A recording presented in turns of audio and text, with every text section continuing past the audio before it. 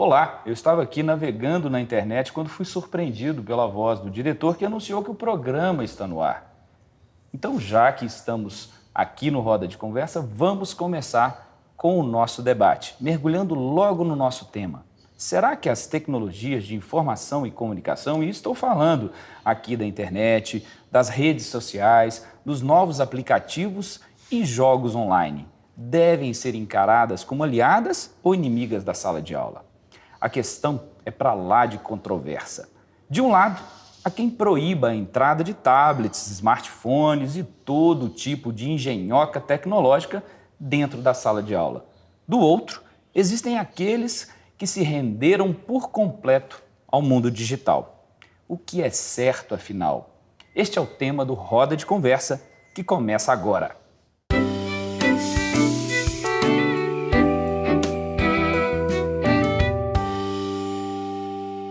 E vocês devem ter percebido que a nova temporada do Roda de Conversa chega com novidades, equipe e casa novas.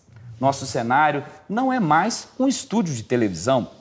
Agora, o Roda de Conversa é realizado na Magistra, a nossa escola de formação e desenvolvimento profissional de educadores de Minas Gerais.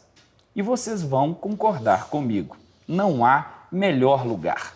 Afinal, a Magistra é a escola da escola e o Roda de Conversa é uma estratégia desenvolvida por nossa escola de formação em parceria com a Assessoria de Comunicação Social da Secretaria de Estado de Educação de Minas Gerais. E participam do nosso programa o professor Adriano Teixeira, doutor em Informática na Educação pela Universidade Federal do Rio Grande do Sul, professor da Universidade de Passo Fundo e pesquisador sobre inclusão digital. Converso também com a professora da Unesp, Elisa Schlintzen, doutor em Educação pela PUC de São Paulo e com vasta experiência na formação de professores e em tecnologias digitais na educação. Completa a nossa roda o professor da UFMG, Diógenes da Silva Júnior, doutor em Engenharia Computacional pela University Southern California, com atuação na área de Arquitetura de Sistemas de Computação. Sejam todos, você de casa e vocês aqui do estúdio, muito bem-vindos ao nosso Roda de Conversa. Bom, já que é polêmico, afinal de contas, tecnologia ajuda, atrapalha ou é muito difícil definir? Adriano, Lisa, Diógenes, sintam-se à vontade. Tu que falasse a palavra polêmico, então você... Para a gente começar a conversa, né? Me parece que o que atrapalha mesmo é um modelo de escola que não dá mais conta e não se encaixa mais numa situação, num contexto em que os nossos jovens e crianças se inserem, em que elas não precisam mais se deslocar a um local específico para escutar alguém falar alguma coisa para elas.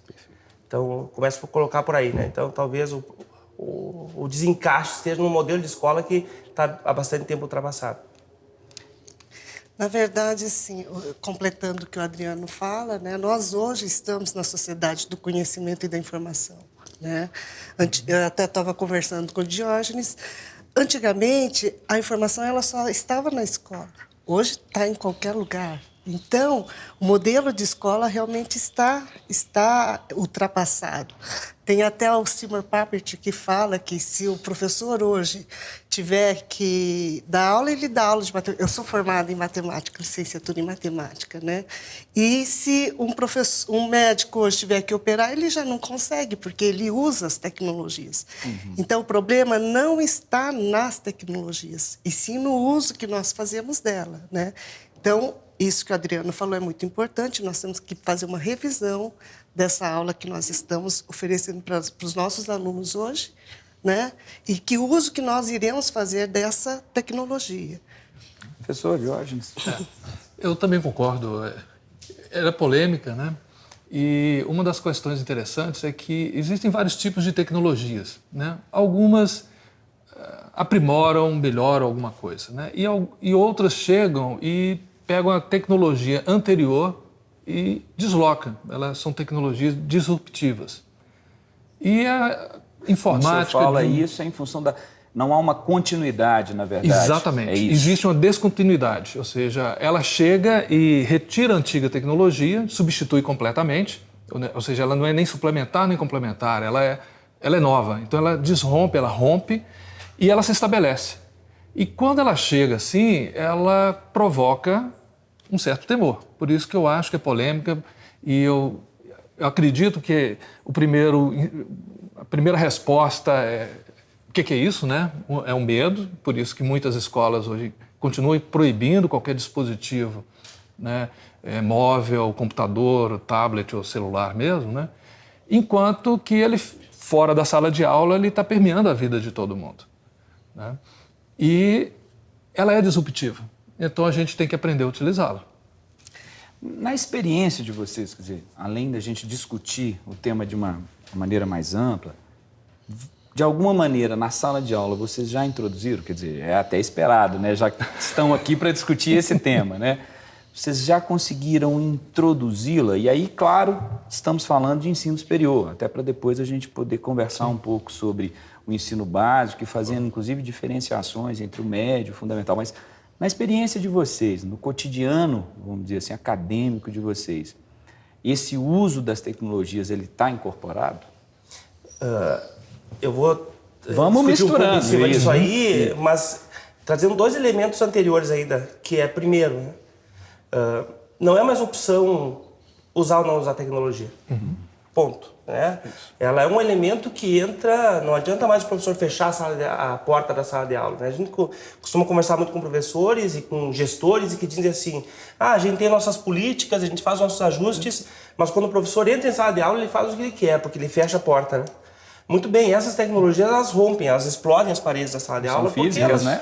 Elas entram nos bolsos dos alunos, né? E todo mundo aqui já teve a oportunidade, com certeza, de olhar como eles conseguem, mesmo aqueles teclados que são que não são táteis, né? Do iPhone ou qualquer outro tipo de aparelho, eles conseguem, de smartphone, eles conseguem digitar, né? Então não tem mais essa opção. E vocês viram agora que tem Está começando a sair o relógio. Isso. É isso aí. Mas desculpa, Adriano. E daí tem uma outra questão que é, bom, a gente tende a supervalorizar a instituição escola. Tá. A minha fala, e a instituição universitária, a minha fala aqui não é no sentido de dizer que a escola e a universidade não tem mais vez e nem voz, não são importantes. São. O problema é o modelo que se instituiu. Por que eu falo que não é mais tão importante? Eu tenho uma filha de 3 anos, e que eu tenho minhas dúvidas quando ela chegar na idade do ensino médio, ela vai ter alguma coisa que o ensino médio vai poder agregar a ela, porque no fim das contas ela consegue ter acesso às informações que estão lá a qualquer momento, num nível de profundidade maior. E mais um elemento, para finalizar esse argumento aqui, é que o próprio mercado começa a não valorizar tanto assim o diploma universitário. Porque o que interessa é o conhecimento que você demonstrou e não onde você construiu esse conhecimento. Então, a gente tem vários exemplos no mundo aí em que o diploma universitário já não diferencia mais, mas sim o conhecimento. E olha que você está falando de de diploma universitário, imagina o ensino médio. É porque hoje em dia só não faz universidade quem não quer, vamos falar bem a verdade. No Rio Grande do Sul é assim, pelo menos. Né? Completando isso que o Adriano falou, eu estava até conversando, hoje a universidade, quer dizer, sempre, né? A universidade, ela forma os professores para a universidade. E os professores da universidade, que vão para a escola, formam os alunos para a escola. E tinha que inverter. Formar os alunos para a vida, que a tecnologia está na vida, e formar os professores para a escola. Então, nós temos que reverter isso. E aí, voltando para a sua pergunta, né, se eu uso isso, eu sou formada em matemática, né, e depois eu fiz especialização em computação, mestrado em automação industrial e doutorado em educação, né, porque a educação estava dentro de mim e não tinha como ser diferente, né. Então, assim, eu trabalho com as escolas e a gente usa a tecnologia em todo momento. Então, eu lembro que em 99 teve um projeto muito bonito, eu não sei se era de Minas Gerais, que nós fazíamos a formação do Brasil inteiro, lá em Faxinal do Céu, em Curitiba, e o projeto se chamava Olhar Digital. A professora fez um trabalho para a JVC e para a Apple, e aí as crianças iam ao redor, né? Filmavam os locais que elas gostavam e depois elas iam para o computador e iriam descrever por que ela gostava, o que tinha. Então, a professora de geografia trabalhou geografia, de matemática, história. Então, você tem que fazer do limão uma limonada. Não posso dizer que você não pode usar um celular ou pegar o celular do aluno. O celular, ele converte toda a tecnologia ali. Ele tem uma câmera, ele tem a comunicação, ele entra na internet, né? Então, eu acho assim, que eu só uso isso, e às vezes eu estou dando uma aula, um aluno pergunta, professora, o que é isso? Eu falo assim, vamos procurar no Google? E aí eles procuram, eles me falam o que é, aí um fala, não, mas eu acreditava que era isso. Aí eu giro aquilo ali, gero um debate e paro de ficar profetizando a informação, né? Mas construindo conhecimento com o aluno. Então, eu falo assim, que hoje eu acredito na abordagem construcionista, contextualizada e significativa. Porque aí você constrói algo, né, que vai do contexto daquilo que nós estamos discutindo e eu vou formalizando os conhecimentos para o aluno. Aí eu estou preparando ele para a vida. Para até trazer também o professor Diógenes aí na roda, quer dizer, essas estratégias, né, na verdade, né, deixa o celular lá fora, me dá o celular aqui que não vou usar, quer dizer, até porque eu me recordei, ouvindo vocês aqui, do professor da Universidade Federal da Bahia, Wilson Gomes, que ele dizia, eu sou de uma geração que entrava na internet. Hoje não existe isso mais, né? As pessoas não saem mais não saem da internet. Então, né? Mas todas essas características que nós estamos conversando, professor, lembrando muito da sua intervenção inicial, é exatamente por isso, assim, porque ela, de fato, estabelece uma ruptura. Acho que é essa ruptura. E aí, essa ruptura, gente, eu estava olhando os dados, por exemplo, de acesso à internet no Brasil, né, que falam que o acesso à internet no Brasil está concentrado, se a gente pensar no perfil da população, nas pessoas abaixo de 35 anos. Exato. Se a gente for mais jovens ainda, a sua filha de 3, o meu de 11, aí, sim, né? E aí nós temos um professorado que se concentra acima de 35 anos. Estamos falando também nessa escola transformada num espaço de conflito de gerações também, não estamos? Sim. Sim. Sim, eu acho que sim. Eu tenho... Sabe como é que eu vejo essa questão do professor querer entrar na internet? É que nem o pai querer entrar na festinha que os filhos estão fazendo se enturmar com os colegas. Não funciona. Não funciona. Não é... Porque é uma outra concepção, é uma outra... Porque eu posso usar... Porque as tecnologias, elas são adaptáveis, elas se adaptam àquilo que eu penso que elas podem fazer. Então, por isso que, posteriormente, a gente vai falar um pouco sobre isso, que o que a gente tem feito na Universidade de Passo Fundo é tentar esquecer um pouco a internet, depois eu vou dizer por quê. A gente teve um projeto agora que a gente acabou o ano passado, onde tinham 456 notebooks do programa ProUCA, que a gurizada, quando tem na mão, eles querem acessar a internet, mas a escola recebia 1 mega. Então, quando 10 alunos acessavam a internet, acabava a internet para todo mundo. Vamos só explicar, porque a gente pode estar falando para alguém que não está nos entendendo. Quer dizer, 1 mega aí é a banda que ele tem disponível. Todos acessaram a internet, você não consegue mais. Geralmente ele recebe em casa, e quando recebe em casa, isso a gente está meio incomodado, né? Então, imagina uma escola recebendo 1 mega. Com os meninos, todo mundo, né, querendo acessar, porque é isso que eles querem, acessar. Então, nós temos um problema e as nossas políticas públicas, elas são meio esquizofrênicas, né? Porque elas colocam tecnologia, colocaram os laboratórios, software, tablet, depois colocaram os notebooks, depois os tablets. Os professores não tiveram tempo nem de se apropriar muito do primeiro, daí não tem acesso à internet e a formação ela é uma formação baseada na tecnologia e não na metodologia. Então é complicado a situação. Bom, voltar um pouquinho na sua provocação, que eu achei interessante, porque é exatamente a minha área de atuação, né? Então, minha formação é profissional, né? Pesquisa em área de microeletrônica e sistemas de computadores. E eu leciono uma disciplina chamada Projeto de Sistemas Embutidos, uma vez por ano. E a ideia é a gente projetar pequenos computadores, né? Então, no começo, alguns anos atrás, celulares era aquela perturbação, né? Então eu ficava brincando com os meninos, você quer que eu pare a aula? Você pode sair e tal. Né? Hoje já não é mais isso, eles realmente não atendem mais o telefone, nem deixam eu tocar. Mas agora, antes era 1 ou 2, agora assim, praticamente quase toda a turma tem ou um tablet, né? ou eu chamo de espertofone, né, uma tradução, né, de smartphone, e notebooks, né? E o que é interessante é que, às vezes, eu termino de dar uma aula, um tópico, e um aluno chega, não, eu olhei, eu achei essa aula na universidade, não sei de onde. Será que a gente pode usar? Diz, claro, não só pode como deve, né? Porque ele vai dar uma abordagem diferente, ele vai te mostrar talvez um ponto que eu passei por cima e tal. Então, eles já acompanham a aula da gente buscando as aulas que estão lá fora, né?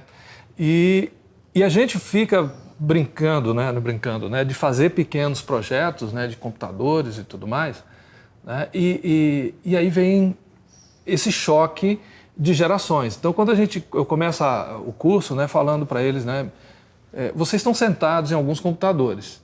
Então, porque se tirar da sua carteira os seus cartões de banco, cada cartão de banco é um computador.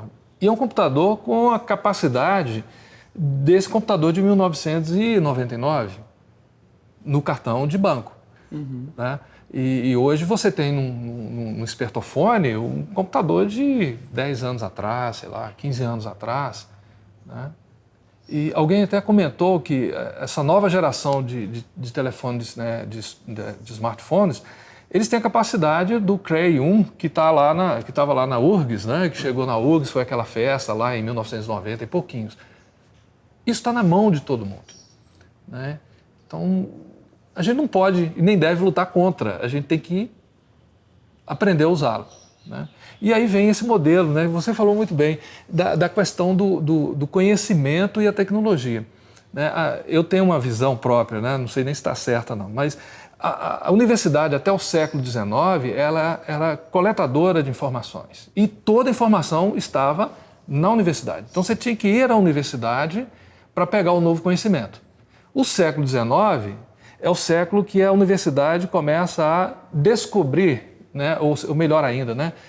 Acrescentar novos conhecimentos. Começa a pesquisa. Eu vou ter que te interromper um pouquinho para a gente ir rapidinho no intervalo. Sim. E voltar rapidinho para não ter descontinuidade demais no seu raciocínio. Mas eu prometo que eu volto com você nesse tema.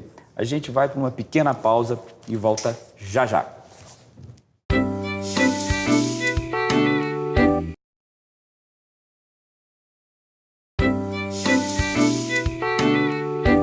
Estamos de volta com o Roda de Conversa e hoje nós conversamos se é possível, e que já vimos que transformar até um objeto de desejo dos alunos, os tablets, os celulares, em instrumento para o ensino. Como que o professor faz isso? Mas antes de continuar a nossa roda aqui, vamos mostrar um exemplo de uma iniciativa de uma professora da Escola Estadual Maria Luísa Miranda Bastos, fica aqui em Belo Horizonte, que estimulou os alunos a criar aplicativos para revisar as matérias de biologia para o Enem, o Exame Nacional do Ensino Médio. Vamos acompanhar.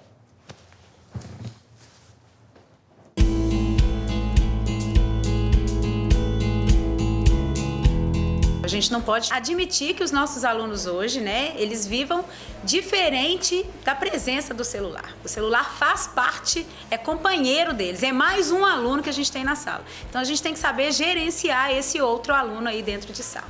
O celular, a princípio, eu comecei a utilizar com os aplicativos normais da biologia, que já existe. Então, os meninos eles já consultavam microscópio virtual, utilizando isso, os próprios aplicativos do celular. Depois que a gente começou com as áreas de empregabilidade aqui na escola, a gente começou a trabalhar mais essa tecnologia. E aí, um aluno meu teve a ideia de criar um aplicativo da biologia para poder rever os conteúdos dos anos anteriores. Para a gente que está no terceiro ano é muito importante revisar o conteúdo, né, e reforçar o conteúdo. Então o aplicativo, a ideia principal dele é promover isso, promover uma praticidade no estudo mesmo e facilitar a nossa assimilação.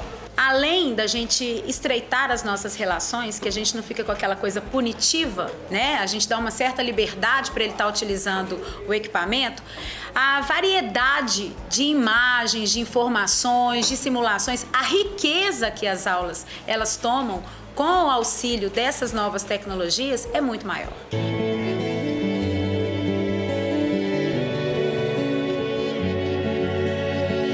A A gente começou com uma turma em específico, então cada dupla criava um aplicativo. Então a gente pode falar que a gente começou com 15 aplicativos e hoje eu não sei te precisar quantos são. Outras áreas também já começaram a utilizar. Então, a gente criou 2 aplicativos, um que fala sobre a TI e o turismo, né? E o outro aplicativo é o TI Informando, que é separado somente da TI, que os 2 aplicativos são guias, né? E esse guia da escola é mais um informativo da escola do que guia mesmo. Tem mais informações e coisas interessantes que não só para dentro de escola, tem coisas também que são fora de escola, como aulas de reforço, tem algumas coisas de jogos, que é coisas que interessam as pessoas da nossa idade. Então isso está tomando uma proporção muito grande. Eu tenho visto que outros colegas também estão pegando desta ideia aí, né, do uso da tecnologia como fator positivo. Pelo fato deles saberem que eles podem usar, eles não ficam naquela ansiedade de querer utilizar escondido. Então, existe um momento sim, é prova, recolho todos e coloco estacionados na minha mesa. Agora, se é uma atividade de pesquisa, se é uma atividade que a gente tem que estar vendo uma simulação, eles podem estar usando o recurso perfeitamente. A frase é orientação. Eu acho que essa é a grande chave e é saber utilizar o recurso como um instrumento positivo. Muita gente vê o celular só como diversão, como entrar em redes sociais, essas coisas. Mas a gente acabou colocando ele no meio da escola, como uma forma de ajudar a gente a aprender ou até mesmo simplesmente estudar para provas importantes, como vestibular, Enem. A tecnologia ela não vai substituir o professor, ela é um aliado do professor. O professor ele tem um papel importantíssimo nesse processo, de ser mediador entre o computador e entre o aluno.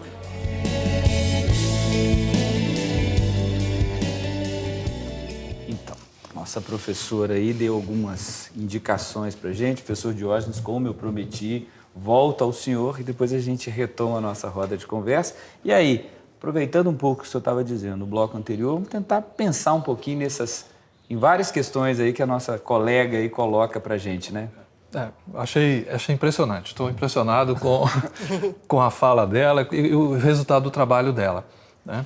Então, a minha visão de universidade, né, ao longo da história é que até o século XIX ela acumulava, colecionava conhecimentos. Então, se você não fosse à universidade, você não tinha contato com o universo de conhecimentos, né, que já tinham sido... Você precisava beber o conhecimento, exatamente, não é isso? Exatamente. Tinha que ir à fonte para beber, senão você não teria, né?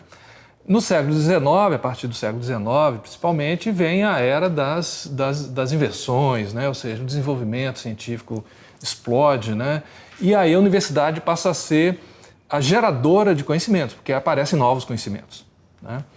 E no século XX, ela se transforma em impulsionadora de tecnologia, né? Eu chamo tecnologia de conhecimento aplicado, ou seja, é o conhecimento que produz alguma transformação e que pode ser industrializado, ou seja, ele pode ser repetido em qualquer lugar, né? Ou seja, o conhecimento em aplicação, né?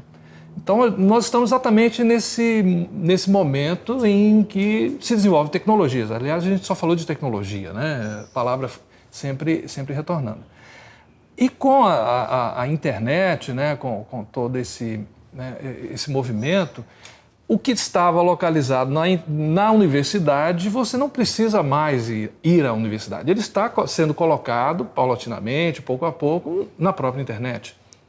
Então, quando fiz meu doutorado, eu tinha que ir à biblioteca para poder ler, não só os livros, mas as revistas, os anais de congresso e tudo mais, eu não preciso sair da minha sala hoje. Eu diretamente acesso às editoras. Sua casa, né? Eu nem de casa, melhor ainda, né? Então, o conhecimento que estava lá, ele não está mais restrito, localizado fisicamente na universidade, no campus da universidade, ele está em todos os lugares, né? E essa tecnologia, esse motor, né? Esse canal que nos leva até lá.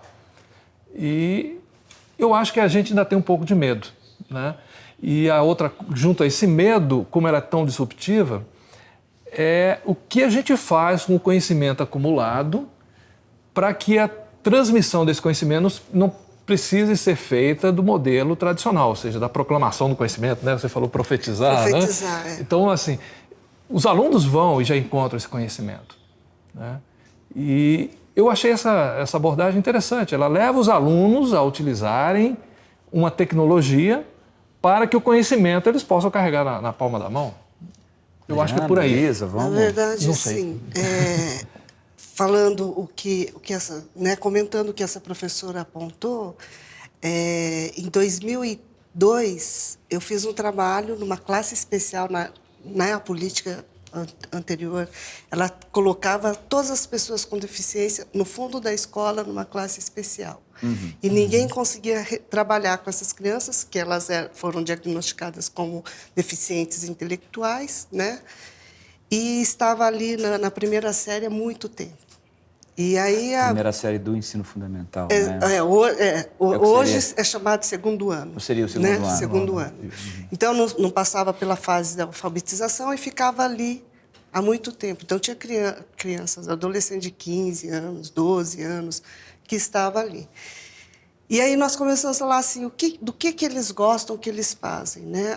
Horta. Então vamos fazer horta. Trabalhar matemática, recortar o terreno, retas semiparalelas, fomos trabalhando todos os conceitos matemáticos, de português. As crianças da escola começaram a ver, essas crianças começaram a pisar na horta, começaram a criar cartazes usando, naquela época, o Creative Writer, né? E alguns aplicativos e tal. E aí, quando eles começaram a aprender e ver que eles eram capazes, eles começaram a usar a tecnologia também para fazer usar a planilha Excel para fazer o que eles estavam produzindo, o que eles poderiam vender. Um dos alunos começou a fazer palestra na escola para dizer o que é uma horta, não sei o quê, não sei o quê. Então, eles foram saindo do fundo, né? E aí, assim, o uso da tecnologia, ele não era o fim, mas foi um meio. Você está entendendo? E aí, o que aconteceu? Eles, depois, criaram um site dessa sala falando como que eles trabalharam. Então, essa é a abordagem construcionista que eu falo que a professora fez. Ela cria um aplicativo e as próprias crianças criam. O que é a minha escola? Então, assim, e ela está muito certa. Se o professor conseguir ver essa mudança, ele não pode ser substituído. Porque informação, profetizar a informação, você consegue em qualquer lugar. Mas mediar, sistematizar o conceito é só o professor. Você está entendendo? Então, ele pode ser ou mediador pedagógico, ou orientador, ou facilitador, como usam inúmeros nomes. A terminologia aí é diversa, né, professor? Isso, é diversa. Mas ele só não pode ser aquele que profetiza, que fica ali 4 horas falando para o aluno, como é na universidade, ou 50 minutos falando, porque o aluno, ele é ativo. E nós falamos isso, nós queremos o aluno um ser ativo, não sei o quê. Só que nós falamos, fique quietinho aí na carteira, não use o material, não use não sei o quê. Então, agora é a hora de aprender. A hora de aprender. Exatamente. Eu vou trazer 2 elementos para chegar na discussão do vídeo. Vamos lá. O primeiro elemento tem um estudo, não é nem tão recente assim, que faz uma projeção que em 2025, a cada 18 minutos, nós humanidade, vamos colocar na internet o equivalente aos primeiros 18 séculos da humanidade, de conteúdo, de informação e assim por diante. Esse é um primeiro elemento, né?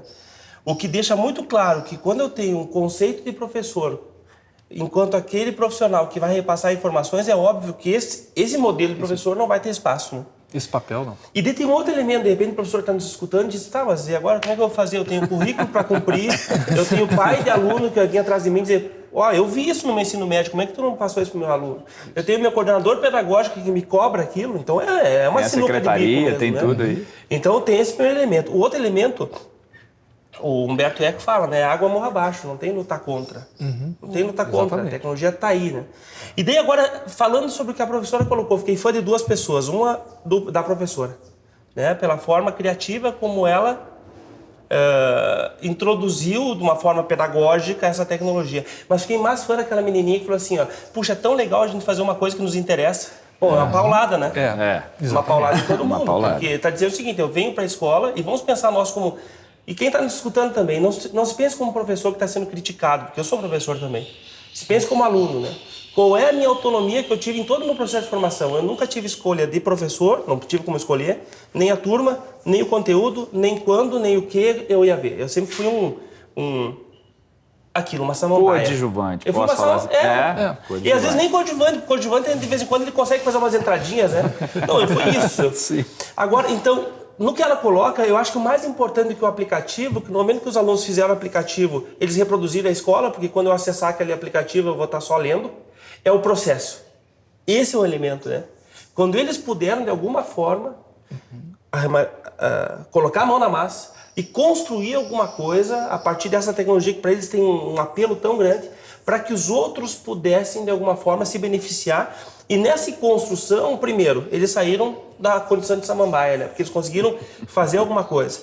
E segundo, puderam, de fato, contribuir para a educação. Por quê? Porque contribuíram. No momento que tu constrói um aplicativo, a pessoa Léa Fagundes fala, né? Fazer um software significa saber tudo sobre aquilo que tem que ter dentro do software. Exato. Eles fizeram um processo de estudo muito rico, de discussão, motivados para construir aquele software. E segundo, né? Sabiam que está fazendo alguma coisa que ia de alguma forma beneficiar as pessoas. Então esse foi o elemento, na minha opinião, mais legal, assim, não tanto o aplicativo, mas o processo de construção. E me chamou a atenção, sobretudo, também o fato dela lidar com aquela perda de controle. Eu não sei quantos estão criados aí, de uma maneira muito tranquila. Ela fala, olha, eu não sei te dizer. Quer dizer, essa situação de que o professor tem que saber tudo, né? Ela lida. Agora, me parece também, assim, me chama muita atenção a questão da possibilidade, sobretudo quando a gente fala aí do smartphone, né? E porque não é só mais um objeto, ele é uma mídia, né? E aí ele te coloca na possibilidade de produtor. Quando você leva para dentro do modelo educacional em que o conhecimento ele está construído em cima de uma linha, de uma mão única, aí é a sua ruptura. Mas interessante, nós conversávamos há pouco aqui, né, passeando aqui pelo campus, e o modelo nosso é um modelo que o pessoal de teoria de comunicação chama de assimétrico, né? Isso. Porque é do professor para o aluno, é tanto que todos os alunos ficam lado a lado, de frente para o professor, né? Então, não existe a interação no sentido rede, né? de construir alguma coisa. O aluno só interrompe para tirar dúvida, né? E quando você começa a ver essa tecnologia disponibilizada aí na mão dos alunos, fica muito difícil você ficar só nessa posição do proclamador, né, do conhecimento. Ele não precisa mais da gente para conhecer. Já está na mão dele. É só ele estender a mão ou o dedo, né, que ele chega no conhecimento, né? Talvez seja agora aquela, sei lá, de repente é uma volta ao passado, aí o sentido literal da palavra pedagogia, né, que é pegar pela mão. Ou seja, você não precisa mais amamentar, mastigar. Nossas aulas são muito mastigadas, né? A gente que estudou lá fora, o professor ele passa os grandes pontos da matéria. Você tem que estudar. Alguns ainda exigem que você estude antes o capítulo, lê o capítulo antes, porque ele só vai tocar nos pontos importantes. De certa maneira, a pós traz isso, um pouquinho, mas só na pós. Só na pós, né? só lá, né? Só lá, né? Então, a gente mastiga muito, o brasileiro, né, o professor mastiga muito conteúdo para o aluno só precisa mamar mesmo. Né, o Seymour tá Papert, um grande pesquisador, ele sempre dizia assim, que a criança ela nasce autodirigida. Ela engatinha, cai, come, não sei o quê. Depois ela vai para a escola e ela passa a ser dirigida. Aí ela vai para o ensino médio, continua sendo dirigida. Vai para a faculdade, continua sendo dirigida. Aí, não, quando ela está saindo do ensino médio, fala assim, o que você quer ser? Aí o pai tem que pagar uma profissional para né? terapia para ver o que ele quer ser. Aí ele resolve o que ele quer ser. Aí ele vai para a universidade. Chega na universidade, ele continua sendo dirigido. Aí vai para o mundo do trabalho. O que eu quero? Eu quero um ser ativo, E o que nós fizemos com os nossos alunos? Então, eu não chamo mais de aluno. Eu chamo, porque é o ser que tem que ser amamentado. Eu chamo de estudante. E nem chamo de professor, chamo de educador. Porque não é aquele que vai professar um conhecimento, mas sim aquele que vai educar e mediar todo um processo. Vou aproveitar, até porque Elisa deu uma pausa aí, então eu vou para a nossa pausa, né? E a gente volta rapidinho no intervalo. E eu aproveito aqui para fazer um convite para você que nos assiste. Você pode participar do Roda de Conversa enviando críticas, dúvidas e sugestões. Nós temos o nosso e-mail, Anote aí, magistra.roda de conversa, tudo junto, @educação.mg.gov.br.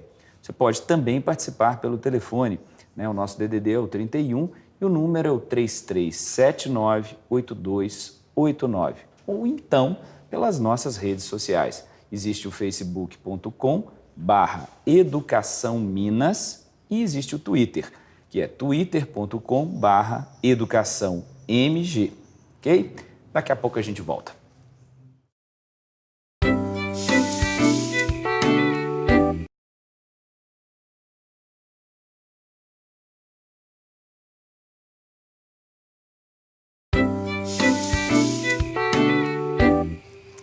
Estamos de volta com Roda de Conversa e o tema do programa de hoje são as novas tecnologias, redes sociais, aplicativos e jogos que devem ser encarados como amigos e não como inimigos na sala de aula. O difícil é encontrar a receita.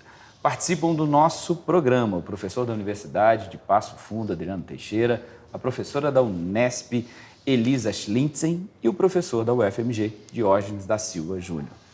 Voltamos então à nossa roda da conversa, mas antes da gente iniciar o nosso bate-papo, eu vou apresentar uma nova matéria com uma nova experiência de utilização da tecnologia em uma das escolas públicas. Para incluir os celulares e as redes sociais no dia a dia das aulas, tem que ter muita criatividade. Os professores da Escola Estadual Coração Eucarístico, em Belo Horizonte, encararam este desafio e estão conseguindo bons resultados. Vamos conferir.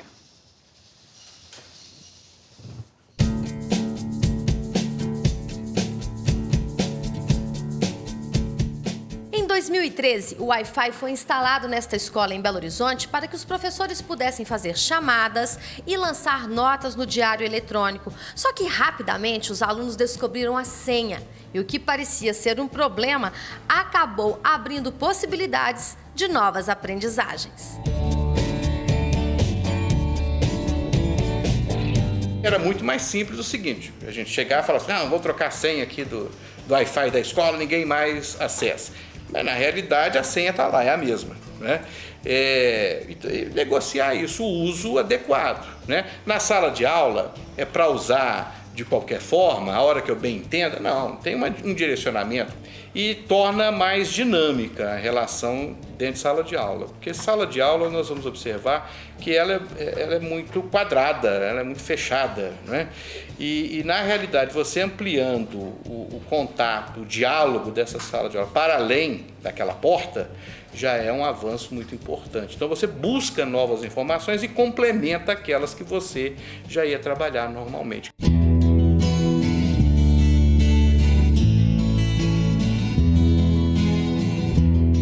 Nada melhor do que usar as ferramentas, né, para aproximar melhor professor e aluno.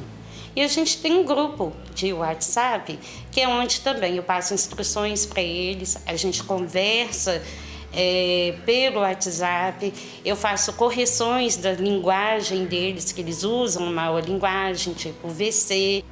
Para ficar mais fácil a dinâmica da aula, eu passo pelo WhatsApp o tema da pesquisa que os meninos vão fazer. Por quê? Eles já chegam com o assunto preparado e a discussão fica melhor dentro de sala. Você, utilizando os recursos que a internet oferece, você vai ampliar, né? No lugar de ficar preso ao livro didático, você tem a pesquisa através aí, você acessa ao Google, você tem a troca de informações entre alunos, a troca de informações entre alunos e professores, que é o caso do WhatsApp, que é o caso aqui do Facebook, né?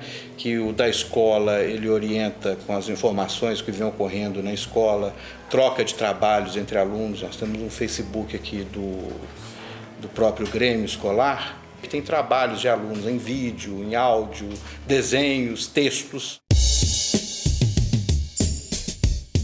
Eu resolvi trabalhar com sites de matemática, usar calculadora científica, por exemplo, na parte de geometria espacial, fórmulas. E eles começaram a interagir. As aulas ficaram participativas E eu gostei muito dessa experiência. Você proibir isso é um desgaste tão grande e depois você vai vendo que é algo tão insignificante que não vai alterar, né? Então você negociando, você consegue chegar a um ponto ali em que você pode possibilitar o uso de forma a ampliar, né, o apoio no desenvolvimento das atividades de sala de aula, as atividades em conjunto.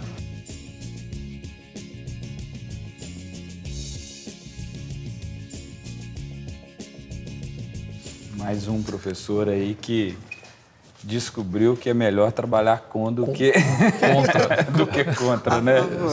Comentários, outras questões que estão sendo colocadas. Eu vou pegar um gancho, que é uma preocupação minha lá na UFMG agora. Todas essas tecnologias, né, elas têm um custo, né? Então, ou você parte para uma abordagem como eles usaram, mídia social, né, disponibilizada gratuitamente e tal, ou você tem que investir em montar as suas plataformas, né, investir em infraestrutura para isso, né? Para isso, né? E aí eu quero cair no caso do Wi-Fi, né? Nós também temos lá no UFMG, quer dizer, não é o ideal que nós gostaríamos, né? Mas já é uma primeira fase de implantação. Nós implantamos há uma questão de uns 2, 3 anos e temos 800, 900 mil pontos de acesso. Não é suficiente, né? E nós estávamos usando precariamente, por várias razões, e no meio do ano fizemos uma mudançazinha lá no firmware, atualizou e tal, melhorou. E as pessoas não perceberam a melhoria, né? E a melhoria que eu percebo, porque estou do lado do gestor, né? A primeira coisa foi a banda. A gente está falando de megabit, né? Nós temos hoje o acesso da UFMG à rede através de um canal de 1 gigabit. E ele nunca foi o grande problema. E nos últimos meses chegamos perto do gigabit. Nós estamos no 800, 900 continuamente. Ou seja, a partir de 9 horas da manhã até 6 da tarde, a gente estava chegando no topo lá. Ou seja, como não tinha mais, muita coisa deixou de ser feita. É tanto que a gente tinha que deslocar mensagens de grupo, né, dos professores para os alunos, a gente tinha que deslocar para o final da tarde para não sofrer ou não atrapalhar mais ainda. E o que aconteceu é que com o aumento da disponibilização da Wi-Fi, né, a melhoria de atendimento... Melhorar o acesso. Né? O acesso, a gente comeu toda a banda que a gente tem disponível, né? Então nós estamos migrando para o próximo passo, que a disponibilidade nossa é de 10 GB, porque nós já temos a previsão que 2, 3 já estarão ocupados assim que a gente trocar os equipamentos lá. Então, a gente precisa de fazer investimento em infraestrutura, né? Nós precisamos de preocupar com a questão da senha do Wi-Fi, porque ele fez uma coisa interessante, porque ele liberou um acesso digital para a comunidade em volta, né? A gente tem problemas de segurança, ou seja, acessos indevidos, né? Sites proibidos, aquele monte de coisa. Então, há um outro aspecto, né, tecnológico disso daí, que é a operação dessa tecnologia que nós precisamos preocupar também. E vocês acham, trazendo isso até, o professor Diógenes traz uma realidade da UFMG, a gente pensar isso, inclusive, para o ambiente das escolas estaduais, quer dizer, né, nós estamos falando de um universo de 3.761 escolas em todo o estado de Minas Gerais.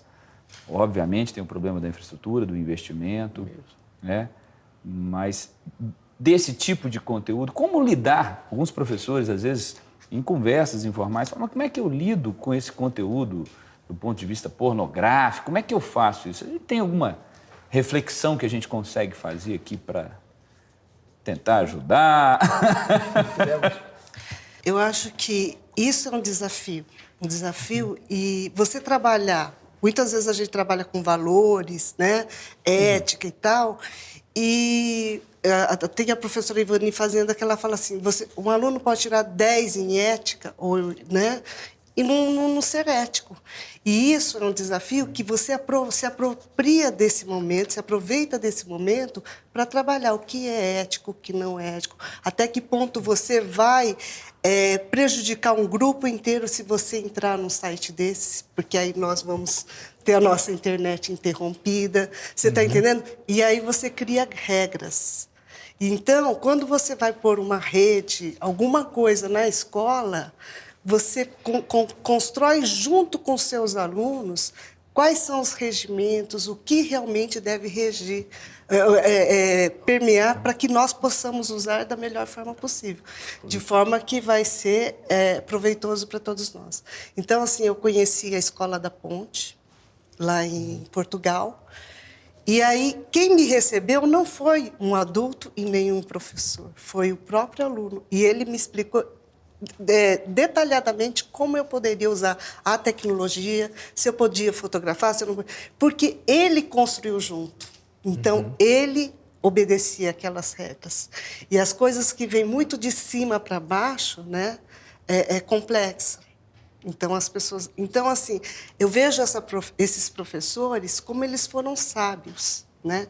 E eu vejo os professores, os nossos educadores, como eu falo assim, eu gosto muito de trabalhar com formação, porque eu acho que a saída do nosso país é a educação.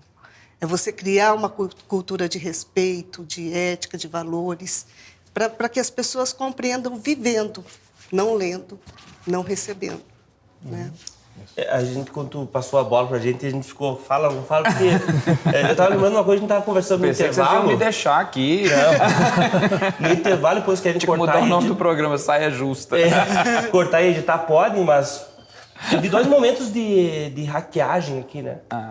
Isso é uma questão importante de pensar, né? O hacker não é o cara mau, o hacker é o cara que usa sua competência técnica, os dois, tanto o diretor quanto os alunos, né? De forma criativa para o bem comum, né? Então, os dois tem um bem comum, claro. Porque ali, né? talvez 90% das pessoas que nos escutam pensariam o seguinte: não, o professor, a direção devia ter trocado imediatamente. Sim. O professor hackeou essa loja. Como trocar o segredo de uma fechadura, né? Exatamente. Então o diretor hackeou essa loja. Não, vamos deixar aberto, vamos construir uma forma como o professor estava colocando. Só que tu falava no intervalo sobre, bom, agora no último bloco, vamos ou amarrar ou desamarrar algumas coisas. Eu quero desamarrar algumas coisas. Então vamos desamarrar. E fica como sugestão até para um outro lado de conversa. Então já fica o convite, hein? Se o avião ajudar, melhor. Bom, mas piada interna. Faz uns 20 anos que a gente tem tecnologia nas escolas. Isso. Por aí. Não de forma massiva, né? E o que eu quero colocar é o seguinte, já teríamos tido tempo de que essa tecnologia, que é extremamente potente, poderosa, né? E democrática, pudesse mudar os índices da educação no país. Mas será que ela não muda porque ela é exatamente democrática? Não, já teríamos tido tempo, mas o que eu quero propor aqui é uma discussão no seguinte sentido. A tecnologia sempre entra com a ideia da interdisciplinaridade, do trabalho por projetos, de usar a tecnologia na minha disciplina, de fazer isso, fazer aquilo. E eu agora estou jogando uma questão para a gente discutir e pensar futuramente, né? Nós não tivemos uma melhoria significativa. No ranking de 40, a gente está em 39º na educação. Então, será que não é hora de pensar a tecnologia de forma diferente? Nós temos alguns países que já estão fazendo isso, Estados Unidos é um, e que quando eles começam esqueça projetos, esqueça a interdisciplinaridade. A gurizada, como a gente chama no Sul, vai lá para dentro do laboratório para programar computadores. Nós temos soluções extremamente fáceis, poderosas, disponíveis em todas as máquinas estaduais do Brasil, chamado Scratch, por exemplo, do MIT. Né? É um software de programação, foi lançado agora há uns 2, 3 meses, a versão do Scratch para smartphone e para tablet, onde a gurizada pode programar. Só uma informação, nos Estados Unidos, as escolas que fizeram isso, os alunos apresentam 30% de desempenho superior nas outras disciplinas, sem usar a discussão da interdisciplinaridade dos projetos com as tecnologias. Por quê? Porque a programação, Steve Jobs falava, né, nos ensina a pensar. Pensamento procedimental, da programação é isso, pra gente. A criar e assim por diante. Então fica aí no ar, né? Será que não está na hora de fazer algumas experiências lá na UPF, em Passo Fundo a gente ensina 300 jovens de escolas públicas a programar até o 8º ano, e no grupo de pesquisa a gente está trabalhando com programação de computadores com alunos de 4 a 6 anos. E tem sido muito, mas muito interessante mesmo, né? Então fica aí uma desamarração. E acho que cabe, inclusive, uma outra sugestão aí dessa proximidade maior entre a universidade, sobretudo as universidades públicas, com vamos chamar aí, os outros níveis da educação, seja infantil, como fundamental, como ensino médio. Que naturalmente o que a gente pensa, a universidade é o lugar onde a gente desamarra, não é isso? Né? E aí? Sugestões para esse nosso final? Estamos caminhando para o nosso final de bloco. Em algum momento eu vou ter que amarrar, porque eu tenho que encerrar, mas para a gente pensar, temos aí alguns 2 minutinhos aí para a gente... Eu penso assim, na verdade, eu tenho uma experiência, que até comentei com ele que em Leiria nós nos conhecemos em Leiria. Eu fui apresentar um trabalho e trabalhei com projetos, não com projetos de informática, mas sim usando a informática para desenvolver os projetos. E eu peguei as salas de aceleração. Então, quando chegou o SARESP, eu fui chamada pela escola porque 90% dos alunos ali foram considerados como analfabetos funcionais, certo? E aí nós trabalhamos com projetos sobre violência, que é um tema que vocês vão falar, projetos sobre a fome, e fomos trabalhando com esses projetos. E esses alunos, muitos não sabiam nem... Tinha aluno que estava na 7ª D, que hoje é o 8º ano, que não sabia escrever nenhum nome. Ele chamava Daniel e escrevia Fael, sabe? Então, era um problema seríssimo. E na hora de fazer a prova do SARESP, que é a avaliação do Estado... A avaliação de lá do Estado, né? O professor tinha que ler o enunciado e anotar o que o aluno falava. Quando nós trabalhamos dessa forma, onde nós usamos a tecnologia, e você falou muito bem, a tecnologia, ela permite a construção, ela permite a colocar o raciocínio lógico da criança e tal. Esses alunos passaram a ter notas melhores, esses alunos que estavam na sala de aceleração, do que os alunos que estavam na melhor sala daquela série. Nós trabalhamos da 5ª à 8ª série. Então, eu acho assim, que não é a tecnologia, mas sim a forma que nós vamos fazer isso e como vamos formar os nossos professores, desde a formação inicial até a continuada. Professor Diógenes, uma palavrinha rapidinha, estamos aí quase na acabando. Nossa hora. Uma preocupação que a gente começa a ter, e a minha formação é sempre tecnologia, né? É que não está dando tempo hoje, nos 5 anos de um curso de engenharia, minha engenharia elétrica, engenharia de computação, de ensinar tudo durante esse período. E a gente precisa passar parte do conhecimento para o ensino médio, por exemplo. Mas não dá para passar simplesmente esse conhecimento, ele precisa de certos fundamentos. Mas lá no ensino médio, o aluno tem que começar a ter esse incentivo a descobrir coisas. Não é só na universidade que ele vai descobrir. Aquela ideia antiga de quando você passa no vestibular, você vai conhecer tudo. Não é verdade. Eu acho que o conhecimento você vai ser quando você crescer. Exato. Você já é muito antes disso. Você já é. Já é. Bom, mas infelizmente o nosso tempo chegou ao fim. Eu agradeço profundamente a presença de vocês aqui na Magistra. Convite aberto para voltar para o Roda, para a gente continuar com esse debate e outros que com certeza estão aí para a gente enfrentar. Roda de Conversa termina aqui, mas você também pode assistir a este e outras edições do nosso programa na internet, na página do Centro de Referência Virtual do Professor, o nosso CRV, e também no canal da Magistra, que fica no YouTube. Basta digitar www.youtube.com/magistraSEEMG. Tudo junto. Tchau, um abraço a todos vocês, muito obrigado e até o nosso próximo programa.